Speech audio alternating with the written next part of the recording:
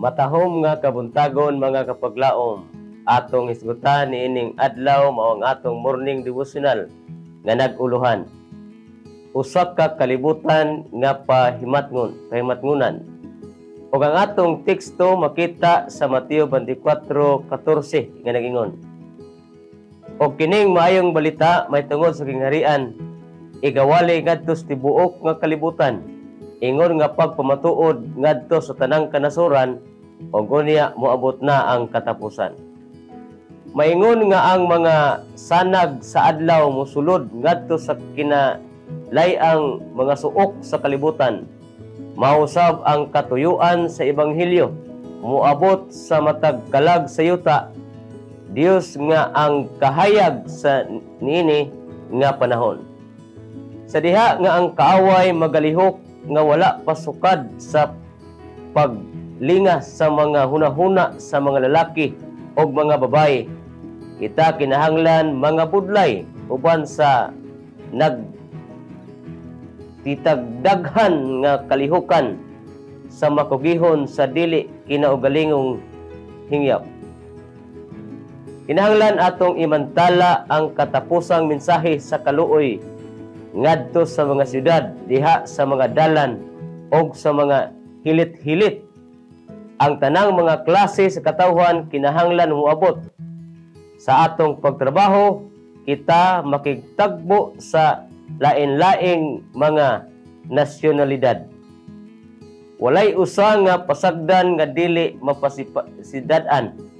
Ang Ginoong Hesus mao ang gasa sa Dios nga sa tibuok kalibutan dili sa mas taas nga mga hutong lamang o dili sa usa ka nasyonalidad lamang nga wala maglakip sa uban.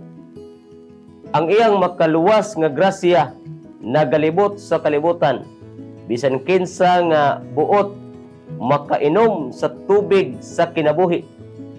Ang usa ka kalibutan nagahulat aron sa pagpaminaw sa mensahe sa presente nga kamatuoran. Ang gingharian sa grasya karon ginatukod ingon nga sa adlaw-adlaw may mga kasing-kasing nga puno sa sala o pagsupil nagatugyan ngadto sa pagkalabing labaw sa iyang gugma. Apan ang hingpit nga pagkatukod sa gingharian sa iyang himaya dili mahitabo hangtod sa ikaduhang pag-anhi ni Kristo dinhi sa kalibutan.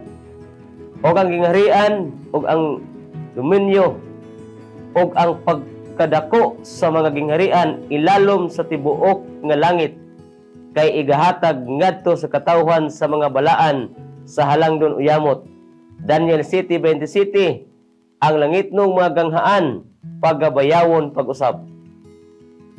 Og uban sa napulo kalibo og mga linibo sa mga balaan, ang atong manuluwas mugula ingon nga ang hari sa mga hari o Ginoo sa mga Ginoo. 1 Timoteo 6:15. Si Jehova nga Emmanuel magahari sa tibuok kayuta niadtong adlawa usa lamang si Jehova. Ug usara ang iya ngalan. Sumala sa Zacarias 14:9, ang tabernakulo sa Dios anaa uban sa mga tao, og siya magapuyo uban kanila, og mahimong ilang Dios. Pinadiyag 21:3. Apan sa wala pa kana nga pag-abot ni Hesus miingon, kini nga ebanghelyo sa gingharian igawali sa tibuok kalibutan, ingon nga pagpamatuod ngadto sa tanang kanasuran. Ang iyang gingharian dili moabot hangtod nga ang maayong balita sa iyang grasya madala sa tibuok yuta. Mag-ampo ta. Dalaygon og sinimbahon nga Dios. Salamat kayo sa mga mensahe nga imong gipahibalo sa matag usa kanamo. Salamat sa mga mensahe nga imong gipahinumdum kanamo. Lambigit sa pagdala og mensahe ngadto sa uban. Og tabangi ang matag usa kanamo nga mahimo namo Ginoo ang amo nga mga obligasyon sa pagdala niining maayong balita sa tibuok nga kalibutan aron sa ingon ni ana Ginoo kaming tanan unya magdungan sa pagsugat kanimo o sa pag-angkon sa kinabuhi nga walay katapusan. Salamat o Dios sa pagtubag sa pag-ampo. Salamat o Dios sa pagpasaylo sa among mga sala. Sa ngalan ni Hesus. Amen.